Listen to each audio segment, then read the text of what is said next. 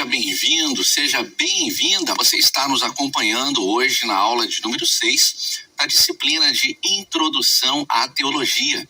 Nós iniciamos na aula passada, na aula anterior, o tema: qual é o objetivo da teologia? Por que fazer teologia? Qual a necessidade de estudarmos teologia? Nós encerramos a aula de número 5 falando sobre as razões para se fazer teologia. Você que tem o seu material pode dar sequência, continuidade à leitura que nós estamos fazendo da reflexão no Geraldo Magela Campos. Você tem o link no seu material para você acompanhar esse texto na sua forma plena, na sua integralidade.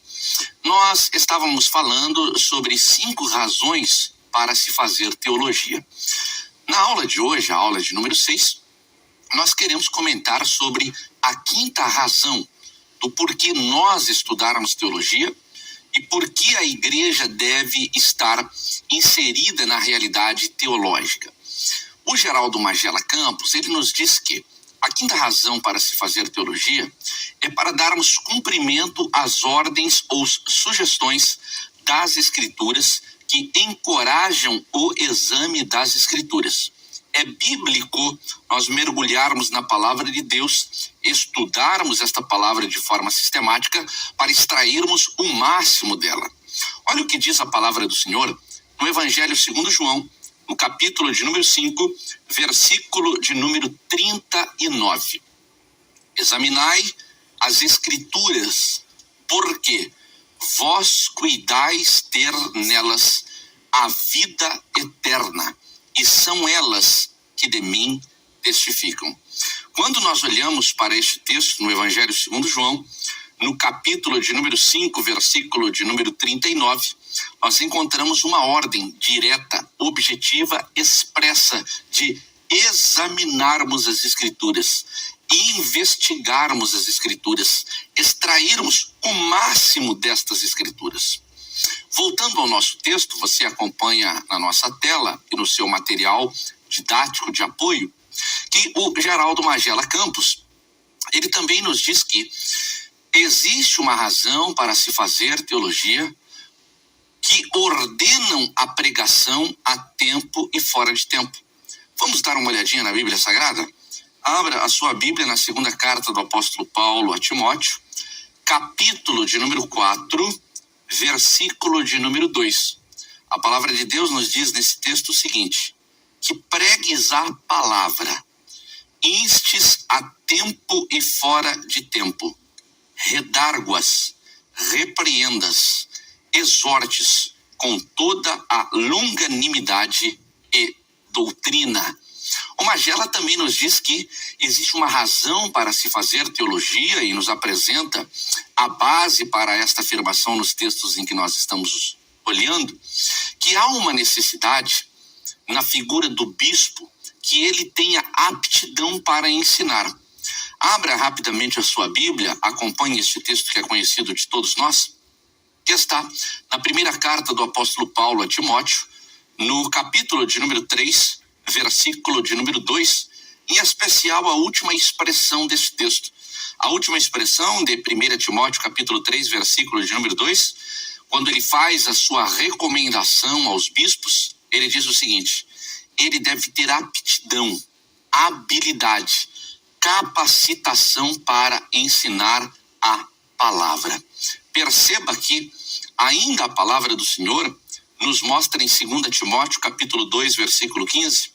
Vamos olhar esse texto que também é conhecido de todos nós. 2 Timóteo, capítulo de número 2, no versículo de número 15. A palavra do Senhor nos apresenta mais uma razão que o Geraldo Magela Campos chama a atenção no seu pensamento sobre esta necessidade. 2 Timóteo, capítulo 2, versículo de número 15, a palavra de Deus nos diz assim, procura apresentar-te a Deus aprovado, como obreiro que não tem de que se envergonhar e que maneja bem a palavra da verdade.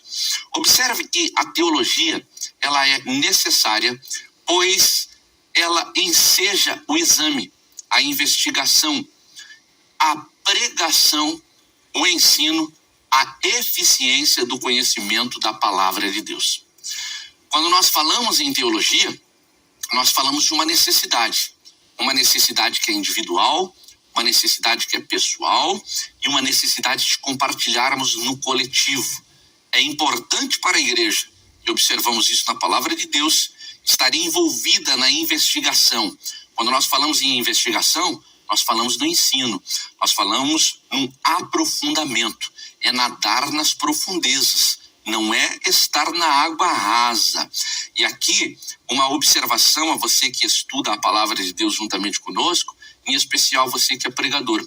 Pregador da palavra de Deus, é incompreensível a ideia, inconcebível a ideia de este pregador, este ensinador, não frequentar os bancos da escola bíblica dominical, não participar dos cursos de formação teológica, não participar dos cursos de capacitação bíblica que são fomentados e fornecidos por toda a igreja. Você não tem autoridade para subir no púlpito e ministrar uma palavra que você não se propôs a navegar nela. Pense nisso, reflita sobre esta realidade. Existe uma necessidade de operarmos a teologia, de fazermos com que ela efetivamente se processe no nosso meio. E essa tarefa começa comigo, me aprofundando, lendo as Escrituras. Existe uma tendência no mundo contemporâneo, mercadológica, mas não é o fato de ser mercadológica onde a gente encontra a raiz do problema, mas se tornaram populares as Bíblias com comentários. E as Bíblias com comentários, elas nos facilitam muito. O que nos chama a atenção, e isto deve ser uma preocupação na vida cristã, no ambiente eclesiástico, também no ambiente teológico, é que muitas pessoas deixaram de ler o texto bíblico, deixaram de meditar nas profundezas e entrar nas profundezas da revelação de Deus. E hoje muita gente sequer lê a Bíblia. Existem pessoas que leem diretamente os comentários, os textos que são colocados em notas explicativas, e perdemos aquela paixão em nos aprofundarmos na palavra de Deus. O que dizer de pregadores que não têm mais tempo para investigar a palavra de Deus e vão direto ao Google e digitam ali o tema do congresso que foram convidados para pregar, para ministrar a palavra de Deus, e extraem de imediato uma mensagem pronta? Teologia é uma ação que exige de nós uma prática de vida constante de comunhão com Deus. E esta prática desta comunhão constante, plena, profunda com Deus, ela nos motiva a mergulharmos nas profundezas da palavra e extrairmos aquilo que mais significativo esta palavra tem para dizer para a minha vida. Mas vamos dar continuidade ao nosso material. Nós trazemos aqui na disciplina de Introdução à Teologia um pensamento do pastor Solano Portela. O pastor Solano Portela, quando fez uma abordagem e registrou isso de maneira escrita sobre a importância de se estudar ou de se fazer ou de se operar a teologia, ele disse, você acompanha na projeção, que estudar ou fazer teologia não é uma área segregada à academia teológica. Preste atenção nesta afirmação do pastor Solano Portela. Quando ele nos chama a atenção para esta realidade, ele está nos dizendo o seguinte: a teologia não é só feita nos seminários, nos institutos ou nas faculdades de teologia. A teologia é uma verdade que pode e deve sim ser exercida no corpo de Cristo, que é a própria igreja. Tem muita gente que ele vive em dois mundos. Não, eu vou ao seminário, eu vou ao instituto, eu vou à faculdade bíblica e lá eu vou discutir os temas mais relevantes de uma maneira diferente, porque aqui na igreja esses irmãos não têm condições de acompanhar o nosso raciocínio. Pensamento soberbo e equivocado é esse. Teologia não é uma atividade que deve ser desenvolvida em grupos seletos e fechados de estudantes sistemáticos da palavra de Deus.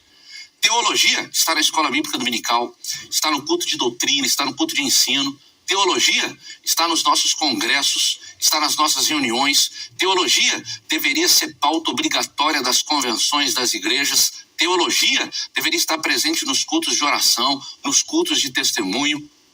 A maior escola teológica é a própria igreja. É na igreja que nós precisamos ensinar o povo. É na igreja que nós precisamos colocar em prática aquilo que nós trazemos dos seminários, dos cursos teológicos. Ele conta com você levando este conhecimento a toda a sua igreja. E aqui tem algo especial que eu preciso falar com você. Nós precisamos ser honestos na prática teológica. Muita gente, perdoe a expressão que eu vou usar, esconde o jogo. Eu não vou ensinar tudo aquilo que eu investi tempo e recursos financeiros para esta gente que não se esforçou da mesma maneira que eu. Tem pregador que conhece com profundidade ensinamentos da palavra de Deus, e ele olha para o ambiente e julga mais ou menos o seguinte: essa gente aqui é muito simples, eles não vão entender o meu conteúdo. Ou alguns outros imaginam o seguinte: eu não vou entregar o jogo para eles, porque se eles souberem a mesma quantidade que eu tive na extração deste conhecimento, eles vão passar por cima de mim, eles vão ocupar uma posição acima de mim. Preste atenção, a palavra de Deus não é um objeto de brincadeira. A palavra de Deus, ela existe. E a sua prática, o seu estudo, a sua operação, ela não está segregada a um grupinho seleto de estudantes da Bíblia Sagrada. E esta é a preocupação do pastor Solano Portela quando ele traz as afirmações que nós estamos compartilhando com você. Vamos dar sequência ao seu pensamento? Ele diz o seguinte: ela não pode pertencer à esfera de intelectuais maçantes que se preocupam em descobrir e firmar termos técnicos incompreensíveis aos demais mortais. Não pense você que você impressiona o seu público quando você começa a falar línguas originais, informações com extrema precisão. Por exemplo, uma preocupação exacerbada quando você está pregando com datas. As pessoas não vão dar importância às datas. As pessoas não vão querer saber a origem da palavra no latim, no grego, no aramaico, no koiné, a menos que a conexão desta origem esteja profundamente ligada ao significado da palavra, em especial no seu cumprimento nos dias de hoje. Então, o pastor Solano Portela está dizendo o seguinte: faça teologia de forma simples, de forma compreensível, sem esta preocupação com o academicismo teológico que assaltou o coração da maioria dos teólogos em todo o Brasil e todo o mundo. Não é, diz ele, você pode acompanhar no nosso slide, monopólio daqueles que escrevem livros meramente para adquirir a respeitabilidade e a admiração de seus colegas docentes. Nem pertencem a mosteiros anacrônicos que procuram se aproximar de Deus, distanciando-se do mundo que ele criou, mas é tarefa de todas as pessoas. O que o pastor Solano está querendo dizer com estas palavras? Existem muitos teólogos preocupados em registrar o seu conhecimento em livros, em trabalhos de conclusão de curso, em dissertações dos cursos de mestrado, nas teses dos seus doutorados ou nos seus artigos científicos, utilizando uma linguagem incompreensível. Eu estou há mais de 10 anos ligada a uma grande instituição de ensino teológico superior no Brasil. E recentemente ou semestralmente nós fazemos reuniões para avaliarmos a relevância daquilo que ensinamos para os nossos alunos. E nós fizemos uma pesquisa na igreja em que nós somos membros.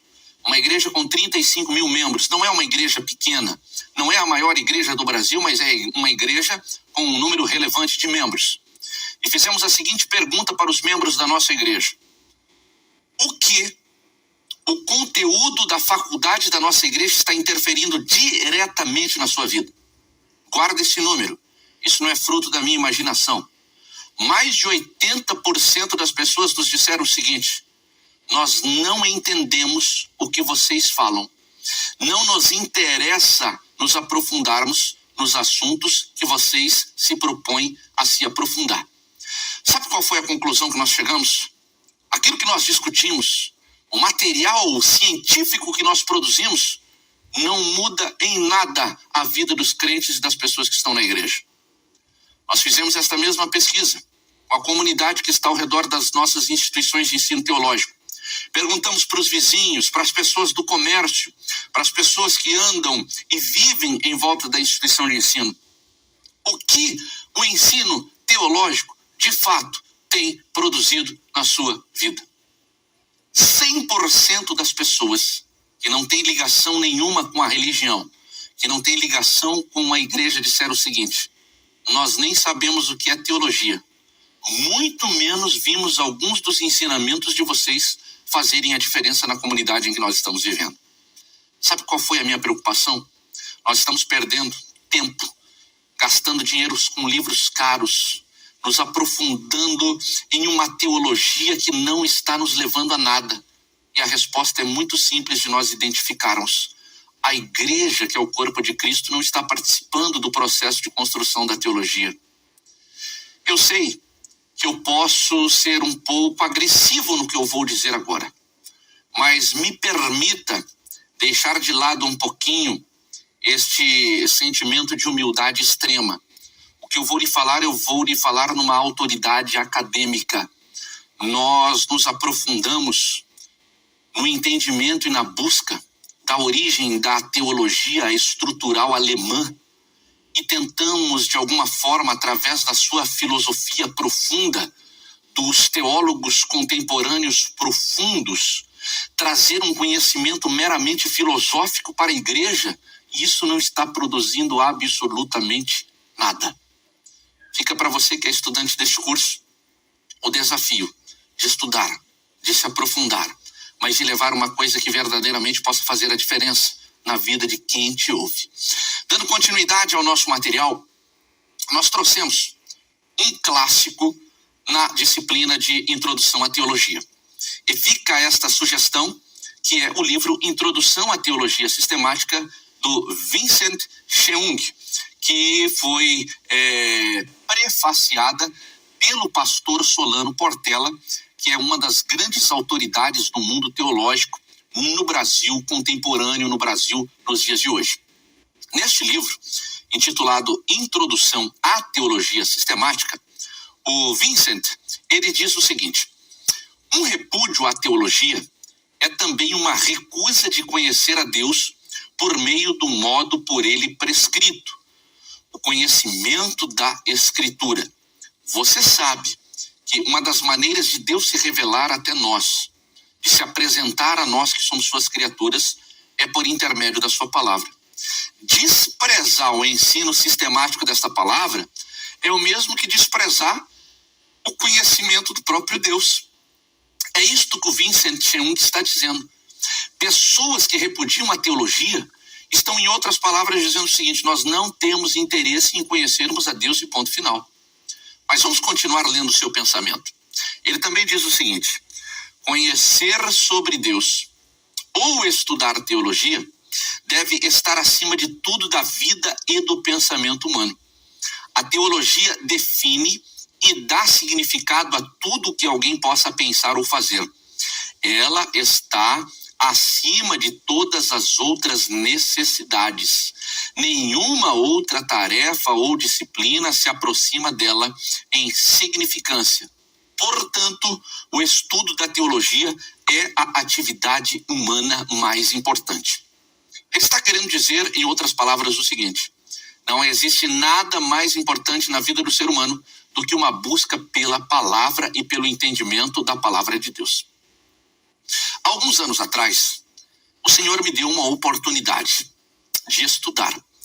E eu preciso ser sempre grato ao Senhor, porque em meio às dificuldades, às limitações, inclusive econômicas, que nós enfrentávamos dentro da nossa casa, o Senhor me deu esta oportunidade. E naquela oportunidade eu tive a possibilidade de escolher 2 ramos de formação na minha vida pessoal particular. E eu quero compartilhar isso para você entender o valor de nós estudarmos a palavra de Deus. E eu não tive dúvidas, de imediato eu quero fazer uma faculdade de teologia. E eu me lembro que todos os meus amigos estavam buscando uma carreira profissional, e não estou dizendo que é errado você buscar, pelo contrário. Nós, com o estudo, a gente diz, já é difícil, imagine sem o estudo. Mas eu coloquei no meu coração, eu preciso me aprofundar na palavra de Deus. Mas aprendi desde cedo dentro da minha casa que é plenamente possível você conciliar o estudo formal da palavra de Deus com a sua formação secular. E naquela oportunidade eu me inscrevi em uma faculdade teológica e uma faculdade secular. E pela manhã eu estudava no meu curso secular, na minha área de formação, que sou um profissional nessa área até o dia de hoje, mas também estudava a palavra de Deus à noite no curso de teologia. E eu me lembro que em muitas vezes na sala de aula, os meus professores e os meus amigos diziam: Eliel, investir tempo, investir dinheiro, investir recursos em teologia, isso não vai te levar a lugar nenhum. Você vai perder tempo. Qual é o mercado de trabalho da teologia? Qual o retorno financeiro que você vai ter? O que isso vai mudar na sua vida? Eu estava enfrentando uma dificuldade naqueles dias no acompanhamento das disciplinas. Era um curso bastante difícil, bastante pesado. Mas eu disse o seguinte: primeiro o meu Deus. Se eu não estiver bem com o meu Deus, eu não vou estar bem em nenhuma outra área. Eu fiquei imaginando, que espécie de engenheiro eu vou ser se eu não tenho um conhecimento pleno da palavra de Deus? Eu vou ser o profissional mais triste, vou ser o profissional mais decepcionado, porque aquilo que arde no meu coração, que é a busca pelo conhecimento da palavra, eu deixei em segundo lugar. É plenamente possível você estabelecer a palavra de Deus como a atividade mais importante da sua vida. Isso não vai roubar o seu tempo, isso não vai tirar a sua proeminência nas outras áreas da vida. Eu confesso que eu choro. Eu quero ficar bem perto de você para dizer o porquê do motivo do choro. Quantas vezes eu vejo os pais na igreja dizendo para os seus filhos: não entrem em uma escola teológica. Vai fazer o seu curso de medicina, de engenharia, o seu curso de administração primeiro. Teologia, se sobrar tempo, você faz. Estão completamente equivocados. Invista em Deus, porque as demais coisas vão sendo acrescentadas a cada dia na sua vida. Mas vamos dar continuidade a esta reflexão sobre o objetivo, o alvo e as motivações da teologia. Eu trouxe como sugestão um clássico no estudo da eclesiologia. Não é o objeto do nosso estudo falarmos sobre a igreja propriamente dita. Os nossos colegas, os outros professores, pastores, vão tratar exclusivamente sobre a eclesiologia. Mas um clássico da literatura cristã evangélica brasileira foi escrita pelo pastor Rubens Múzio. O pastor Rubens Múzio, que você tem a sua foto nesse slide, escreveu um clássico chamado O DNA da Igreja. Nesse livro, o Rubens Múzio, ele fala sobre a realidade da igreja. O que é a igreja, para que ela serve, quais são as suas funções, como ela pode ser relevante na sociedade, como ela cumpre a sua missão. Mas há um capítulo especial neste livro, e por isso eu trouxe esse livro para compartilhar com você, onde o Rubens Múzio fala da missão da igreja. E quando ele fala desta missão da igreja, ele diz que a igreja só pode ser igreja quando ela cumpre de fato algumas características. E quando o pastor Rubens Múzio fala sobre essas características, ele diz o seguinte: em cada uma das características dessa igreja, a teologia, preste atenção, a teologia é plenamente verificada. O pastor Rubens Múzio é um dos pesquisadores da CEPAL, um organismo que significa servindo a pastores e líderes, um dos órgãos de maior credibilidade de pesquisa na área eclesiológica no Brasil, na América Latina e também no mundo. Você que tem o seu material e que está nos acompanhando na projeção, o pastor Rubens Múzio diz assim: a igreja é a igreja a partir do momento em que ela desenvolve a koinonia. O que é esta koinonia? Quando nós olhamos para esta palavra grega koinonia, nós nos lembramos, eu não vou me aprofundar a respeito do significado desta palavra, mas basicamente a koinonia é a palavra que expressa uma comunhão que existe entre os membros de uma igreja. E o Salmo de número 133 é um clássico na Bíblia Sagrada que fundamenta a necessidade de vivermos esta comunhão. Então, Rubens Múzio, no DNA da igreja, ele diz o seguinte: fazer teologia é compreender as bases desta união e dos seus propósitos. Rubens Múzio cita um grande teólogo, que é o John Stott, numa afirmação clássica na teologia sobre a koinonia. E ele diz o seguinte: John Stott, falando sobre koinonia, ele fala de uma necessidade de compartilharmos de nossa herança comum, ou seja, daquilo que nós compartilhamos no lado de dentro, do nosso serviço cooperativo, que é aquilo que nós compartilhamos lá do lado de fora, e de nossa responsabilidade recíproca, que é aquilo que nós compartilhamos uns com os outros. Quando nós exercemos a característica da comunhão, que é a koinonia, a teologia, ela se encaixa com a fundamentação do que é verdadeiramente essa comunhão e como ela se processa de fato nas nossas vidas. O professor Rubens Múzio, ele continua dizendo que a igreja, ela só é igreja quando ela cumpre o seu papel de querigma. Querigma é uma palavra grega, e você acompanha conosco aqui na nossa projeção, que refere-se à proclamação do evangelho a todos os homens em todas as partes do mundo. Trata da missão principal da igreja, expressa em Marcos, no capítulo 16, versículo 15, que nos diz: e disse-lhes, ide por todo o mundo e pregai o evangelho a toda a criatura. Igreja que não prega o evangelho não é igreja. E aqui existe um ponto que nós precisamos chegar num acordo. Muitas igrejas sequer sabem o significado da palavra evangelho. Existem algumas coisas na igreja que nos são ensinadas de qualquer forma, para cumprir um protocolo, para nós sairmos dali com a nossa consciência de que entendemos quando na verdade não entendemos nada. Existem muitas coisas, por exemplo, o conceito de santidade. Ele não é um conceito tão simples de ser compreendido, mas geralmente nos apresentam um conceito de santidade da seguinte maneira: santidade é separação, é estar separado do mundo, no mundo do sentido espiritual. Aí a palavra sagrada diz que só verão a Deus aqueles que forem santos. E eu pergunto e te desafio a pensar juntamente comigo: você é santo? Certamente você vai imaginar, como eu imagino, que nós não somos santos. Somos pecadores, constantemente somos atacados, constantemente, e essa é a nossa natureza, somos condicionados a nos opormos a Deus. Então, se eu fizer um jogo de palavras dentro de um processo retórico, eu vou dizer para você: nenhum de nós é santo. Então, se nenhum de nós é santo, nenhum de nós tem a capacidade de ver a Deus. E eu posso pegar, através da construção desse jogo de palavras, retórica, eu posso dizer para você assim, a santidade é um conceito utópico. Estão ensinando utopia na igreja para você. Pronto, está feita a confusão. Santidade não é um conceito utópico. Mas vamos voltar aqui à palavra evangelho. O que é o evangelho? Nos foi ensinado que evangelhos são as boas novas. Você está dizendo que nós fomos ensinados errados? Não. O significado da palavra evangelho são as boas novas. Agora, o que efetivamente são essas boas novas? Boas notícias do quê? Em relação a quê? Em relação a quem? Evangelho. É a divulgação, é o recebimento da mensagem de Cristo.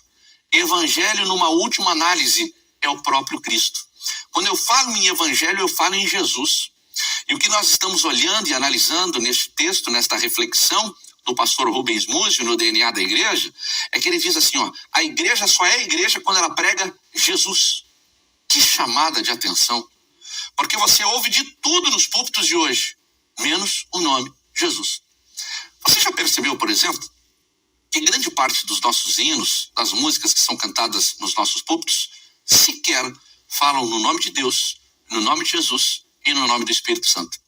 Você ouve, por exemplo, não fique bravo comigo, mas você ouve, por exemplo, algumas canções que dizem assim: você vai receber vitória, você vai andar por sobre as águas, você vai abrir portas, mas não diz quem vai te dar vitória, não diz quem vai te sustentar sobre as águas, não diz quem vai abrir as portas para você.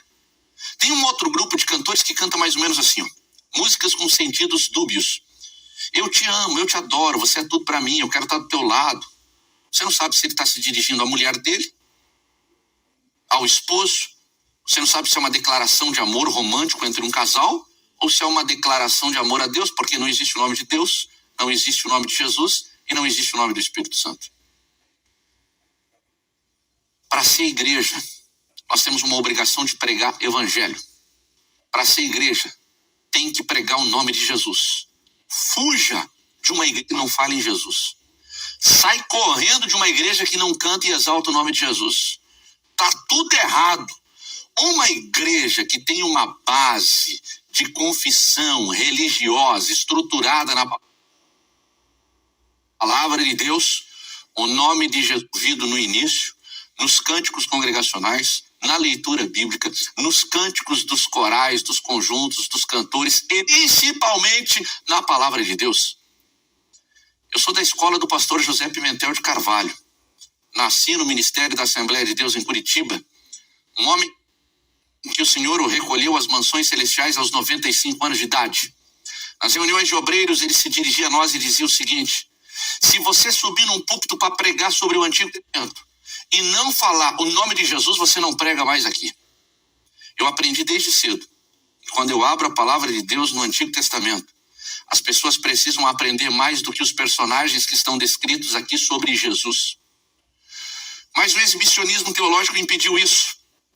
As pessoas saem das nossas igrejas hoje sabendo mais sobre Davi, mais sobre Isaías, mais sobre Daniel, mais sobre Ezequiel do que o próprio Jesus.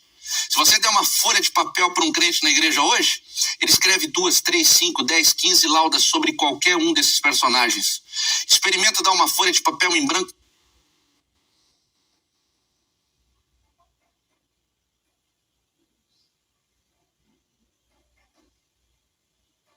crente da sua igreja e manda ele escrever o que ele pensa sobre Jesus. Não dá meia folha de papel A4.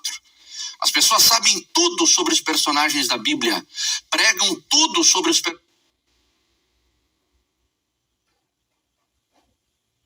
personagens que estão descritos no Antigo Testamento, mas não falam mais em Jesus.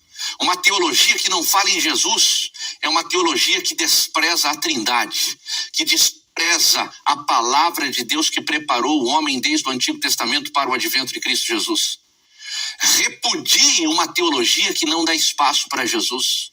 Teologia que fala de Sócrates, de Platão, de Aristóteles, que fala até dos pais da igreja, Orígenes, Tertuliano e tantos outros.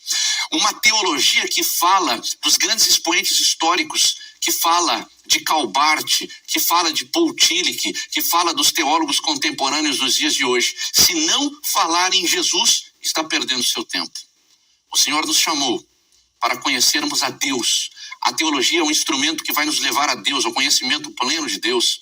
A teologia é a ferramenta que vai desvendar os mistérios de Deus e que, por intermédio da sua revelação, vai nos fazer amigos de Deus. Mas deixa eu me acalmar aqui com você, porque nós estamos numa aula.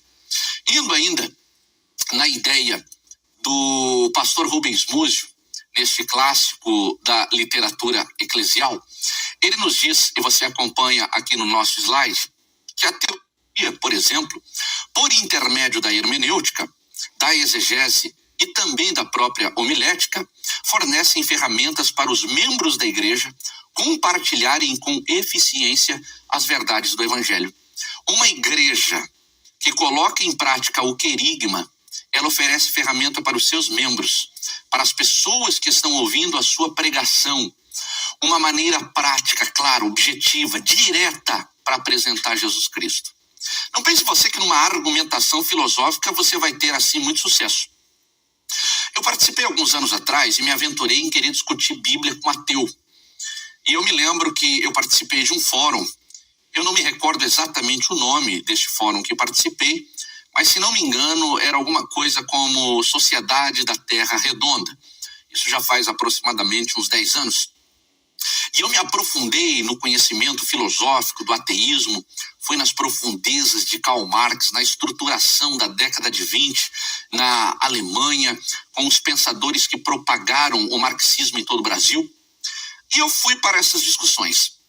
E nas discussões comecei a citar alguns filósofos, criei algumas premissas lógicas, entrei numa filosofia que eu confesso que eu naveguei de ponta, como dizem alguns amigos meus. Fui lá no profundo. E um dia um debatedor, um ilustre debatedor, chegou para mim e disse assim: estranho, em nenhum momento você fala do seu Jesus? Você fala do seu Deus? Você tem uma habilidade para discutir o gnosticismo, o ateísmo, combater as filosofias e as ideias de Marx, mas em nenhum momento se apresenta a Jesus. Você não acha que tem alguma coisa estranha? Que vergonha.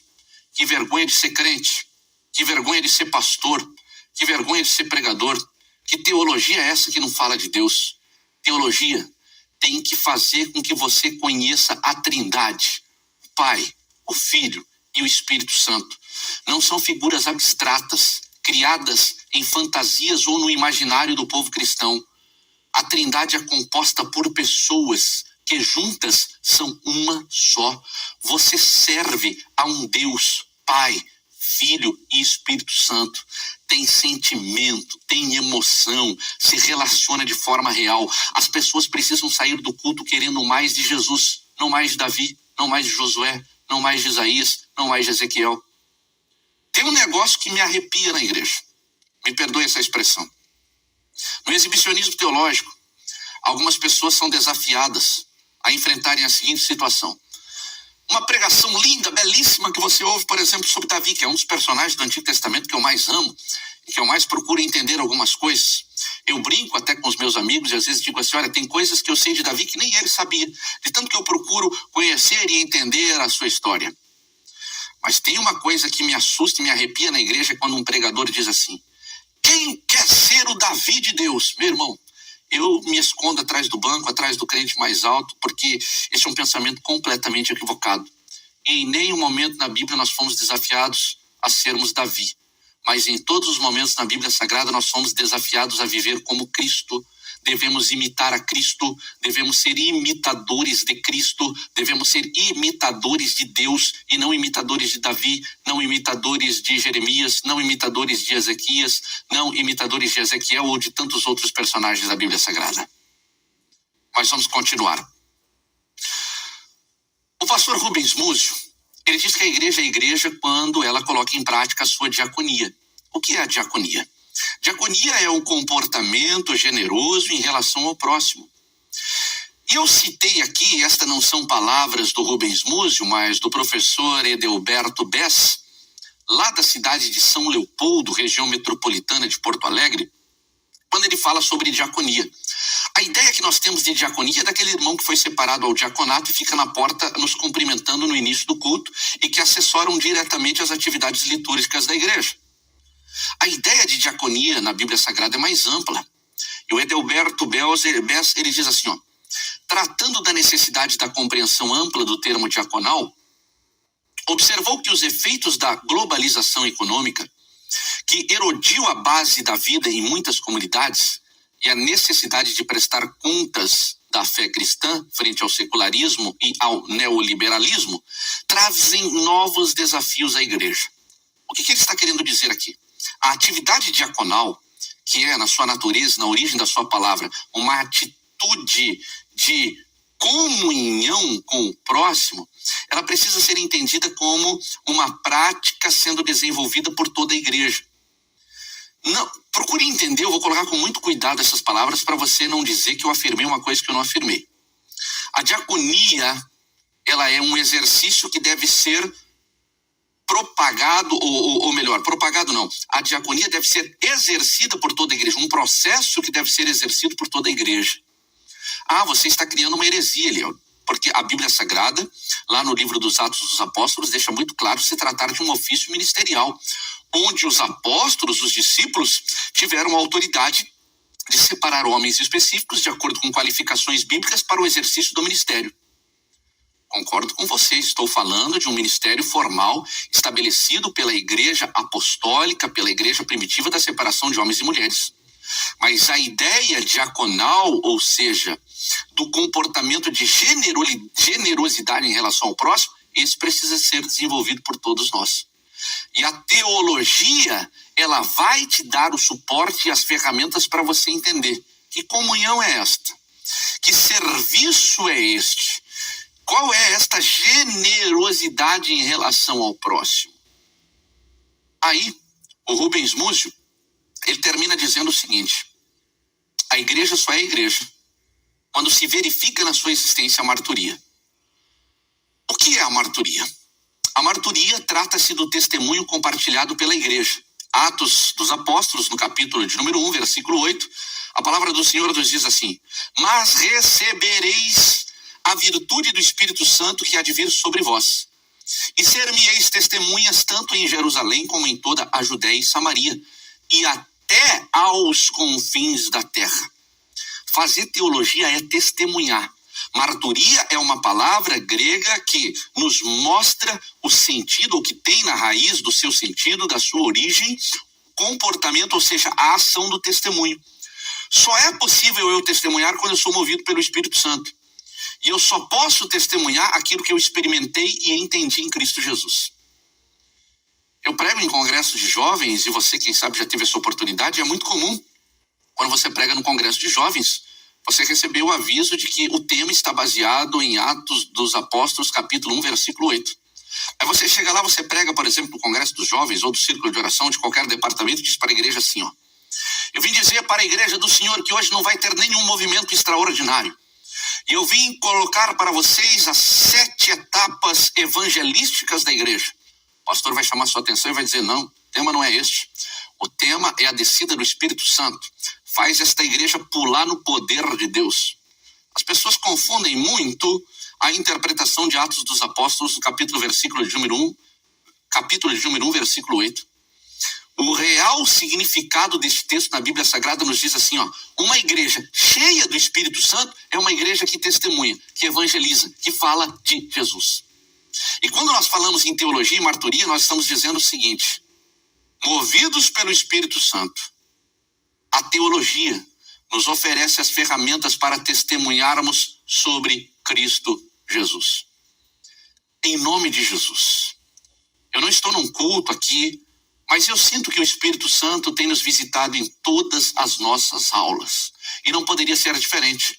Nós estamos querendo nos aproximar dele. E eu creio que aí nesta aula, que quem sabe num primeiro momento, são tantos conceitos, tantas coisas que nós estamos tentando estruturar no início deste curso, o Espírito Santo lhe chama a atenção, porque ele visita e é real neste momento que nós estamos compartilhando da sua palavra. A teologia, ela deve ser operada a partir do testemunho do que nós experimentamos em Cristo Jesus. Nós estamos concluindo a aula de número 6, que corresponde ao capítulo de número 3 da nossa disciplina de Introdução à Teologia. E eu quero que você guarde no seu coração que o objetivo da teologia, como vimos na aula passada, na aula de número 5, é despertar em nós um comportamento de fé, que confia plenamente em Deus, que confia plenamente na sua palavra. É despertar em nós um desejo de vivermos uma vida aprovada por Ele, manifestada em santidade. Mas que nós, como membros e integrantes do corpo vivo de Cristo nesta terra, que é a sua igreja, nós possamos testemunhar. Teologia não é só o estudo de Deus, e nós vimos isso lá no início do nosso curso, no início da disciplina de Introdução à Teologia. Teologia é uma capacitação que nos leva ao entendimento de Cristo. E esse entendimento nos obriga, como igreja do Senhor, a compartilharmos das suas verdades. Nós chegamos ao final desta etapa do nosso curso, da nossa disciplina de Introdução à Teologia, apresentando 2 sites para que você possa conhecer um pouquinho mais sobre esses temas. Eu apresentei aqui 2 sites para que você possa ter um entendimento diferente do material didático que você tem. Eu apresento, inclusive, esses sites como subsídios teológicos para que você possa ter outros recursos, outras ideias sobre esse assunto. Você tem o link para você acompanhar estes sites, em especial este primeiro que você está vendo na nossa projeção, um ensaio sobre o objeto de estudo da teologia, um estudo bastante profundo, bastante interessante, para você ler e, como bom teólogo que você é, você já ir colocando em prática a leitura, que é marca essencial na vida de bons teólogos. E eu encerro aqui o capítulo de número 3, a lição ou a aula de número 6, trazendo 3 questões. E quando eu apresento essas 3 questões, eu não estou querendo que você leia essas questões e busque a resposta no seu material que já está escrito. Isso seria muito simples. Mas faça uma reflexão. A primeira pergunta é: compreender as Escrituras e, sobretudo, colocar em prática e compartilhar os seus ensinamentos é fazer teologia. Esta foi uma afirmação que nós vimos. Explique, este é o nosso desafio, com as suas palavras, a relação dos textos bíblicos de Mateus 22, 29 e Marcos capítulo 12, versículo 24. Abra sua Bíblia, feche um pouquinho o seu material agora, abra sua Bíblia, leia esses 2 versículos, escreva com as suas palavras o que você entende como relação desses 2 textos. O segundo desafio que eu propus para você nesses exercícios é falar sobre as razões, segundo o Geraldo Campos, sobre as razões para se fazer teologia. Nós vimos 5 dessas razões. É claro, você não vai copiar lá de acordo com o que você leu, mas pense aí, lembre-se, quais são as razões para a gente efetivamente estudar teologia? E a última pergunta é como a teologia pode ser desenvolvida no contexto das funções essenciais da igreja. Que Deus o abençoe sempre, em nome de Jesus.